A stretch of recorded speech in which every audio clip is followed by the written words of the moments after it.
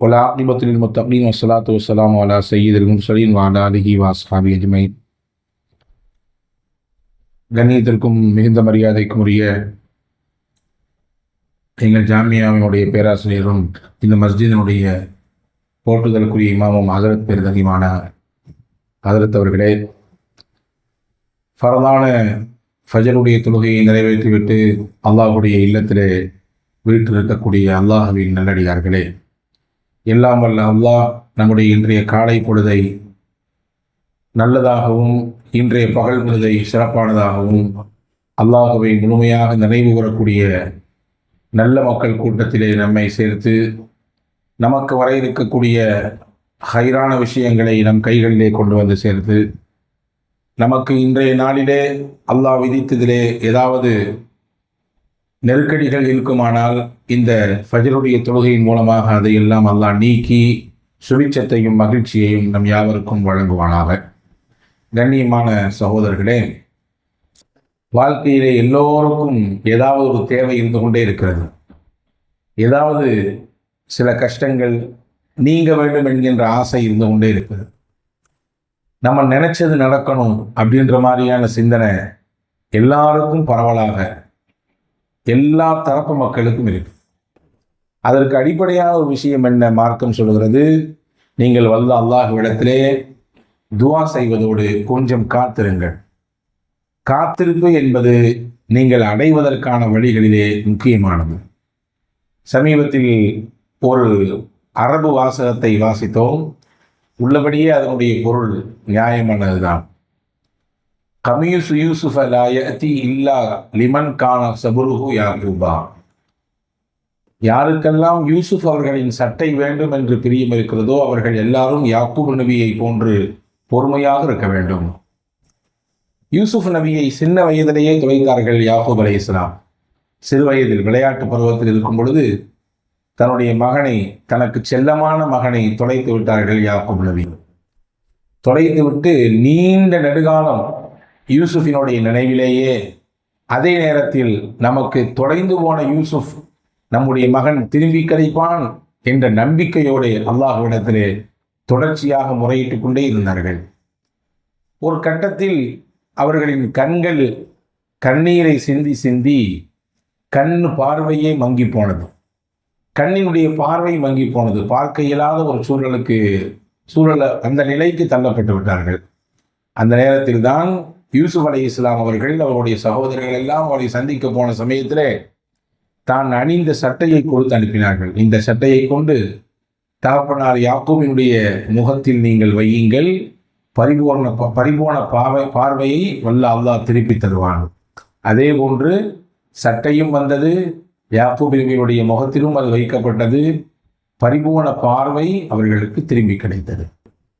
அன்பானவர்களே, இப்படி யூசுப் அலைஹிஸ்ஸலாமை தொலைத்துவிட்டு நீண்ட நெடுங்காலம் நம்பிக்கையோடும் அல்லாஹ்விடத்தில் தொடர் பிரார்த்தனையோடும் காத்திருந்ததினாலே அல்லாஹ் ஜல்லஷானஹு வ தஆலா தொலைந்து போன பிள்ளையின் வழியாகவே அதற்கான வழியையும் கொடுத்தான்.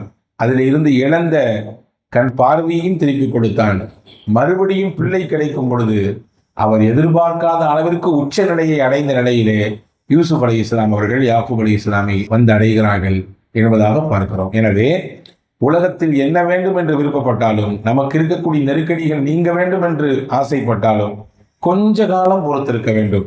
அந்த பொறுத்திருக்கும் அந்த காத்திருப்பு காலம் இருக்கிறதே, அதுதான் நமக்கானதை நம்ம கைகளிலே கொண்டு வந்து சேர்ப்பதற்கான மிகச்சிறந்த வழியாக இருக்கும் என்று நமக்கு மார்க்கம் கற்றுத்தருகிறது. சூரா அன்னூர் என்ற அத்தியாயத்தை பற்றி சையதுனா உமர் ரலியல்லாஹு அன்ஹு அவர்கள் சொல்வார்கள், உங்கள் வீட்டு பெண்களுக்கெல்லாம் 100 அத்தியாயத்தை கற்றுக் கொடுங்கள்.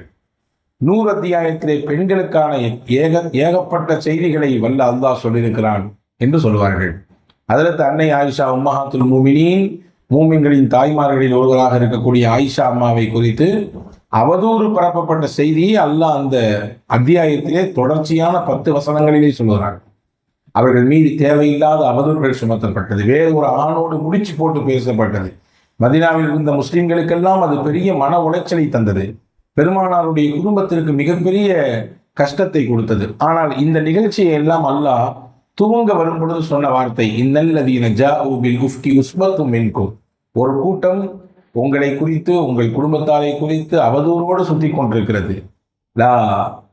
அல்லாஹ் சொல்லுகிறான், நீங்கள் அதை ஷர் என்று நினைக்காதீர்கள். லா தஹ்சபூஹு ஷர்ரன் லக்கும் பல் ஹுவ கைருன் லக்கும். அது உங்களுக்கு தீங்கில்லை, அது நன்மைதான் என்கிறான். எந்த ஒரு சொல்லுவார்களே தமிழ்ல, தீமையிலும் நன்மை என்பார்கள் இல்லையா, அதே மாதிரி இந்த நிகழ்ச்சியை சொல்லும் பொழுது அல்லாஹ் சொல்றான், இது கஷ்டம் இல்லை, இது ஷர் இல்லை, உங்களுக்கு அது நன்மை தான்றான்டா. எப்படி நன்மையாக இருக்கும்? எல்லாருக்கும் மன உளைச்சலை கொடுத்து மனவேதனையை தந்தது. ரசூலுல்லாஹ் இது குறித்தே சிந்தித்துக் கொண்டே இருந்தார்கள். சஹாபாக்களுக்கு உறக்கமே வரவில்லை. நபிகளை பார்க்கும் பொழுதுதான் இந்த வேலையை செஞ்சது யாரு, அவர் தெரியணுமே என்ற அந்த ஆதங்கம் இருந்து கொண்டே இருந்தது. அல்லாஹ் சொல்கிறான், இது நன்மை என்கிறான். எப்படி நன்மை என்றால், வல்ல அல்லாஹ் பெருமானார் ஸல்லல்லாஹு அலைஹி வஸல்லமுடைய குடும்பத்திலே கட்டுப்பட்ட அன்னை ஆயிஷா ரலியல்லாஹு அவர்களை பரிசுத்தப்படுத்த வானிலிருந்து வஹியை கொடுத்தான். ஜிப்ரீல் அலைஹிஸ்ஸலாம் மூலமாக வஹியை கொடுத்து அல்லாஹ் இதை துடைத்து எறிந்தான். ஒன்றல்ல, ரெண்டல்ல, 10 வசனங்களை கொடுத்தான். இப்போ அல்லாஹுவினால் தூய்மைப்படுத்தப்பட்ட ஒரு மகத்தான நிலைக்கு உண்டானவர்கள் அன்னை ஆயிஷா ரலியல்லாஹு தஆலா. அது மட்டுமல்ல, இந்த செய்தியை நாயகத்தின் காலத்திலேயே நடக்க வைத்து அதை நிரூபிக்க அல்லாஹ் இறை செய்தியையும் தந்தான். வச்சுக்கங்க, உதாரணத்துக்கு இதே ஒரு அவதூறு நபிகளின் காலத்திற்கு பின்னால் நடந்திருந்தால் சஹாபாக்களால் அதை ப்ரூஃப் செய்ய முடியும், அதற்கான எதிர் ஆதாரங்களை திரட்ட முடியும். இது வெறும் அவதூறு தான் என்பதை நிரூபிக்க முடியும். ஆனாலும் கூட அல்லாஹ் நாயகம் வாழ்ந்த காலத்திலே, குறிப்பாக வஹி இறங்க கொண்டிருக்கக்கூடிய காலத்திலேயே இந்த நிகழ்ச்சியை வர வைத்து அதற்கான தீர்வையும் கொடுத்து அதற்கான தெளிவையும் திருக்குரானிலே இறங்க செய்து, அது அந்த சமயத்திற்கு மட்டுமல்லாமல் உலகம் அழியும் நாள் வரை இந்த நிகழ்வு பேசப்படும் பொழுதெல்லாம், ஆயிஷா அம்மாவோடு இந்த செய்தி இணையும் பொழுதெல்லாம் அது அவதூறு, அல்லாஹ் அதை களைந்தான், அது அவதூறு, அல்லாஹ் அதை களைந்தான், வகையை கொடுத்து களைந்தான் என்று ஹஜ்ரத் ரசூலுல்லாஹி ஸல்லல்லாஹு அலைஹி வஸல்லம் குடும்பத்தை அல்லாஹ் மேன்மைப்படுத்தினார். அப்ப இந்த காலகட்டத்திலும் இந்த நெருக்கடி, நீங்க அன்னை ஆயிஷா ரலியல்லாஹு தஆலா எல்லாரும் நீங்கள் போங்கள், எனக்கு வல்ல அல்லாஹ் மட்டும் போதும், அவனுடைய பேரதவி மட்டும் போதும், நீங்கள் எல்லோரும் ஒதுங்கிக் கொள்ளுங்கள் என்று சொல்லி, இந்த நிலையில் அல்லாஹ் என்னை மீட்டெடுப்பான், எனக்கு நிச்சயம் இதிலிருந்து ஒரு சரியான தீர்வை காண்பிப்பான், தெளிவை கொடுப்பான் என்ற ஆழமான நம்பிக்கையோடு அன்னை ஆயிஷா ரலியல்லாஹு இருந்தார்கள்.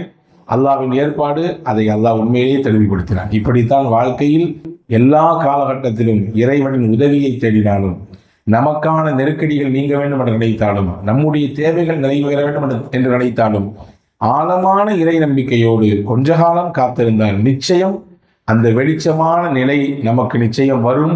அதை தான் இஸ்லாம் எல்லா வரலாற்றுக்கு பின்னாலும் ஒரு செய்தியாக வைக்கிறது. எல்லாம் வல்ல அல்லாஹ் இந்த அதிகாலை தொழுகை நிறைவேற்றி விட்டு இருக்கக்கூடிய நமக்கு நம்முடைய தேவைகளை முழுமைப்படுத்தி தருவானாக. நம்முடைய சங்கடங்களையும் நெருக்கடிகளையும் கவலைகளையும் மன அழுத்தங்களையும் போக்கி மனநிறைவான நல்வாழ்வை உங்களுக்கும் எனக்கும் எல்லா மக்களுக்கும் வழங்கி அருள் புரிவானாக. ஆமீன் ஆமீன் யா ரப்பல் ஆலமீன். வ ஆகிரு தஅவானா அல்ஹம்துலில்லாஹி ரப்பில் ஆலமீன். சுப்ஹானல்லாஹி வ பிஹம்திஹி.